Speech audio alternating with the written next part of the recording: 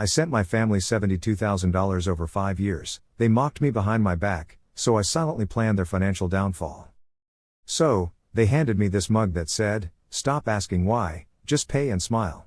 I couldn't help but grin, but 24 hours later, they were in full panic mode when their phones exploded, not with cash, but with some serious consequences. The next morning, my mom lifted her wine glass and laughed, "Come on, it's funny," while the Easter spread cast a warm glow on her beaming face. I just sat there quietly, holding the mug that Ashley had gifted me.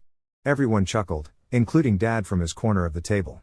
Ashley jokingly raised her glass and said, "To our sponsor." And then, as if she had been saving it all night, Mom added, "You're not our son, you're our sponsor." It wasn't just laughter, those words hung in the air. I had just sent $18,000 to cover Mom's second root canal, Ashley's car mishap that somehow needed a whole new bumper, and their overdue mortgage after cutting short my work trip to rush back for their emergency. I hadn't even unpacked yet, and now this. I asked Ashley, holding the mug, "Where did you even find this?" She grinned and said, "Oh, I had it custom made. Thought it suited you since you're always worried about why you're the one helping everyone." We just thought. I glanced at my mom, then my dad. Mom smiled, "Don't be so sensitive. You've always been the generous one." Dad didn't even look up from his phone, saying, "It's just a joke, relax." Yeah, right, a joke, like last Christmas when they kidded that I should deduct family expenses from my taxes because I pretty much run the household. Or when they joked about upgrading their sponsor when I got a promotion. I looked around the table.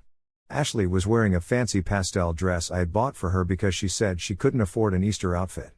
Her fiancé Dylan was eating like he was at an all-you-can-eat buffet, which it basically was.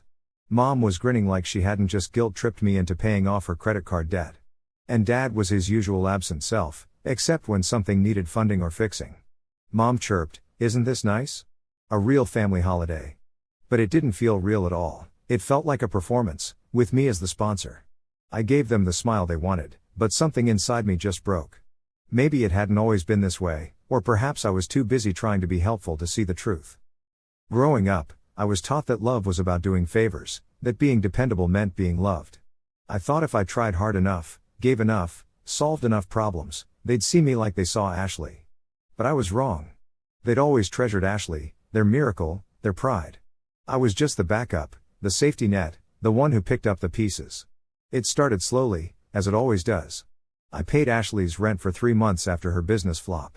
I covered Mom's dental work twice when it got bad. And who kept the lights on when Dad's friend couldn't repay a loan? Me. Always me. They made me feel like I was atoning for something whenever I stepped up, as if I owed them. Mom would say, "You know we gave up a lot to raise you," if I hesitated to send money. Dad once told me, "We didn't want you to be successful just to hoard it all," when I asked about reimbursing Ashley's auto insurance. Even Ashley had her lines, "We're family, you know I'd help you if roles were reversed." Only, they never were, because I made sure they weren't. I sacrificed my life so I wouldn't be in debt or need. 6 months ago, things started unraveling. Ashley called, sobbing about Dylan's business falling apart. "If we don't cover the next round of equipment, he'll lose everything. Please, you know I wouldn't ask unless we were desperate." I wired $4,700. A week later, I saw her on Instagram, sipping wine at a fancy winery with Dylan, who was flashing a Rolex. The caption read, "Well-deserved weekend." I stayed quiet, telling myself it might be old, maybe she needed the break. But the posts continued, expensive shoes, brunches, a new iPhone. Then Easter dinner happened. The mug, the jokes about me being their sponsor. After that night, I went through my bank statements, backtracking 5 years. I had given them $72,850, not loaned, given, in gifts, bailouts, transfers, payments, and emergency funds. Seeing that number, my hand shook. I called the bank to talk about the 3 joint accounts. So, my credit cards got frozen, and I ended up changing all my online passwords. I opened a new savings account and moved all my remaining money there. That evening, I got a text from my mom, asking for $600 because she forgot to pay the HOA and they were threatening her with a fine. She said she'd pay me back by Monday, but I didn't reply. About 10 minutes later, she texted again, asking if I was mad about the mug incident. She insisted it was just a joke and that nothing had changed. Then, at midnight, she messaged again, saying they appreciated me and didn't want this to become a big deal. I just stared at my phone, thinking about the times they supposedly appreciated me. Like when I drove 6 hours in a snowstorm to pick up my dad from the ER because my sister Ashley needed to be at a spa. They even left me out of the family trip to Maui, saying, "You wouldn't want to spend money on that, right?" It wasn't about gratitude, it was like they were addicted to the version of me that paid for everything without asking for anything in return. It felt like they were going through withdrawal. Ashley showed up at my place early the next morning, acting like she owned the place. As soon as I opened the door, she was like, "Seriously? You're ignoring us now?" I leaned against the counter and replied, "Ignoring you like how you all ignore my achievements, like my last raise or my birthday, or how you ignore me every time I say I'm overwhelmed." She actually laughed and said I was overreacting about a joke mug. But I told her it's not about the mug, it's about the $72,000 I've spent and the zero respect I get in return. That shut her up real quick. She was confused, asking what I meant, so I told her I kept track of every single penny I've sent over the last 5 years. Every emergency, every loan that was never paid back, every phone call that ended with me feeling like I owed them something. Ashley crossed her arms defensively, saying, "We're family, you're supposed to help." But I shot back, saying, "I did help. I helped you guys stay comfy while you called me uptight, helped mom pay off her cards while she called me paranoid, helped dad with his projects while he told everyone I was cold." She rolled her eyes and accused me of being dramatic, asking if I was going to cut them off and punish them. I just smiled and said, "No, I'm just done asking why, and for once I'm happy to say no." That smile didn't leave my face for the rest of the night. Apparently, the news spread fast because the next evening, I got a Zoom meeting invitation titled "Let's Clear the Air," sent by Ashley, of course. She couldn't stand not being the one to mediate. The call started at 7 p.m. sharp. Ashley looked like she was trying to charm the pants off everyone. Mom was all about being concerned and draped in pearls. Dad, as always, silent and not really there. Dylan was there too, kind of hiding in the background, like he thought guilt was contagious. Ashley was all cheery, saying, "Hey, there he is. Glad you made it, we figured it's time to move on, right?" Mom chimed in with, "Of course, it's the Easter season, a time to heal. Family first." I just smirked and said, "Glad we're all on the same page." Ashley kicked things off with this self-congratulatory speech about how sticking together makes us stronger and how tension isn't healthy. To me, it was just background noise. I was busy under the table, opening up my banking app on my phone. I checked the insurance dashboard while she was going on about regaining trust. Ashley's 2021 Toyota Corolla was under my name, and I'd been paying $249 monthly for it. I hit the cancel and confirm buttons, navigated to the DMV's website, and transferred the car ownership to her. Then, just for kicks, I transferred Ashley $1 with a message, "This is the last dollar you'll ever get from me, put it in a frame." Her phone buzzed, and she frowned, looking confused. I casually took a sip of my tea and said, "Just handling some important stuff." Mom narrowed her eyes, asking what was so important. I leaned in and said, "Don't worry, you'll find out tomorrow." Right after that, I hit leave meeting and watched their shocked faces disappear from my screen. My phone chimed, confirming everything. Money sent, insurance canceled, car ownership transferred. The next morning, at exactly 9:17 a.m., Ashley's car disappeared from her driveway. She texted me right away, freaking out about how she lost her car. I didn't reply. An hour later, my mom started calling, then my dad, then Dylan. I missed 8 calls in total within an hour. I knew what was coming. "We need to talk," my dad texted. 5 p.m. on Sunday, only family, no excuses. Excellent. I showed up without a smile, guilt-free, and with no regrets, knowing they'd all be there. Mom, arms crossed like she was ticked off. So here's how it went down. My dad, the educator, was sitting there all tense with his hands on his lap. Ashley's hair was all over the place, and she was clutching her phone like it was a weapon. No car keys in sight. Dylan was sitting off to the side, looking pretty pale and anxious. Dad told me to have a seat, but I stayed standing. Then Mom started yelling about how what I did wasn't funny, embarrassing my sister and putting her in danger. I just raised an eyebrow and asked, "Danger? You mean getting her to finally take care of her own stuff?"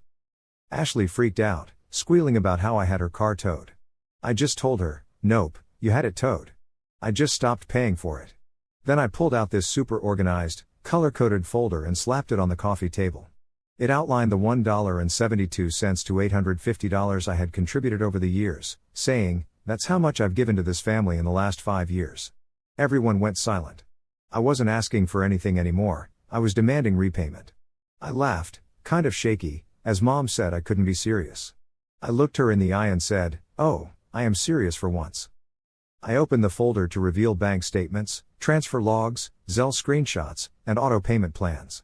I broke down how much each of them owed me. Mom, $23,700, Ashley, $38,600, Dad, $10,550. I told them they had 90 days to sort it out. Dad got up, all angry, asking if I thought I could treat family like debtors. I just replied, "No, I think you've been treating me like an ATM with a guilt complex. I'm just balancing the numbers." Ashley rolled her eyes, saying I was keeping score.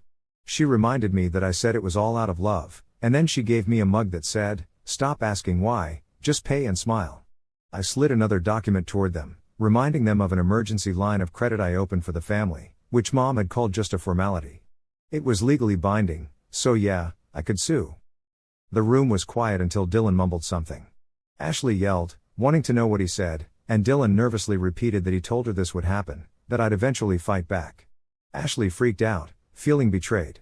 Mom jumped in, saying I was overreacting and tearing the family apart. I shot back, "No, I'm just closing my accounts."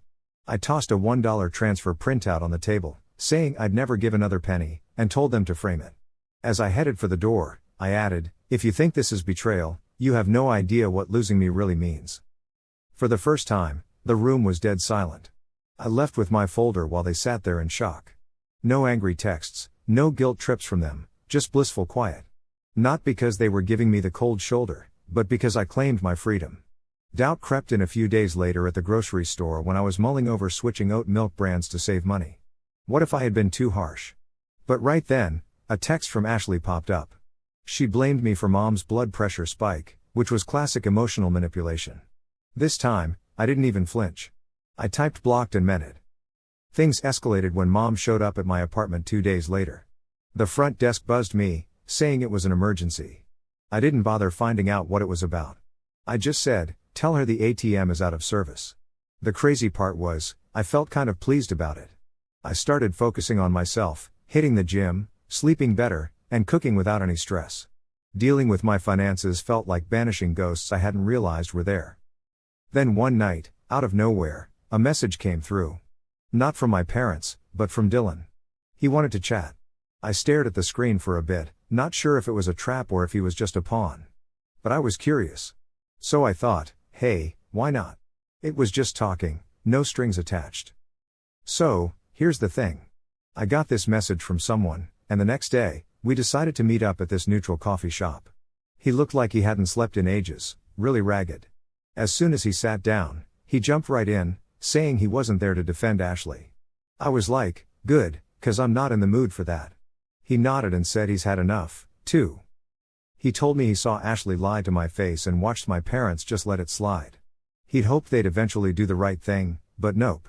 Now, Ashley's talking about suing me for emotional distress, and he's just there, running his hand through his hair, probably stressed out. I blinked, asking if he was serious, and he nodded again.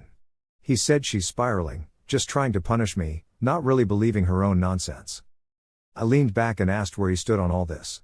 He gave me a straightforward look and said he was done. He wasn't going to keep supporting her delusions. He'd even talked to a lawyer and was filing for separation. That decision did more for him than any argument they'd had. He apologized for not stepping up sooner, saying he should have because I was the only one holding things together while he was just trying to keep his head above water. We sat in silence for a bit, and as I was about to leave, he handed me an envelope. Inside was a check for $1,000, a note saying it was for what they owed me. He said it wasn't much, but it was from him, not them, and I should know someone noticed what I'd been through. For the first time in years, I felt genuine tears in my eyes, not from sadness, but from feeling seen. That night, I opened my laptop and updated our family debt spreadsheet. Next to Dylan's name, I wrote, paid $1,000 with sincerity, and renamed the file to Closure in Progress. I poured myself a nice glass of wine, the kind I usually save for vacations that never went as planned, and toasted to peace, boundaries, and the freedom of not being anyone's financial safety net. It's been 3 months since I left that house, dropped the folder on their coffee table, and stopped staying quiet. I haven't seen them since. After about 4 weeks, the calls stopped, and by 6 weeks, even the texts had dried up. Rumor has it, Ashley is taking time to heal, which probably means she's looking for someone else to fund her lifestyle. Frankly, I don't care anymore. I've let go of the anger they never understood. I'd moved on, not in a rage, but like closing a chapter and locking a door.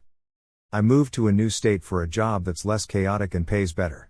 My new apartment doesn't echo with past phone calls and desperate pleas for cash.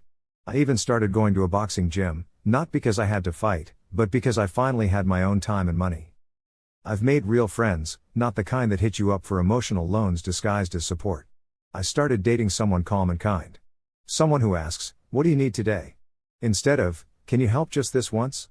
For the first time in a decade, life isn't just better, it's real. Then, last Sunday, exactly 90 days after leaving, something unexpected happened.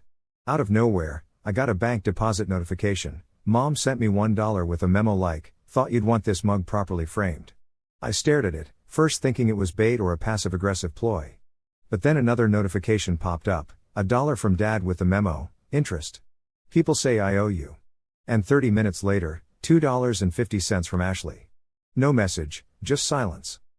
I laughed so hard I nearly spilled my coffee. They were finally doing what I asked for years, repaying me, even if it was the smallest, most reluctant way possible. And maybe that scared them more than the money or the silence did. But the real twist came that evening. While enjoying a beer and the city lights from my balcony, my phone buzzed. It wasn't a text, it was another bank notification. Ashley had transferred $3,000. No note, no explanation, but I knew it was real. So, here's the scoop. I was totally done sacrificing for so-called peace. They all freaked out, thinking I might actually go ahead and sue them. Spoiler alert, I wasn't bluffing.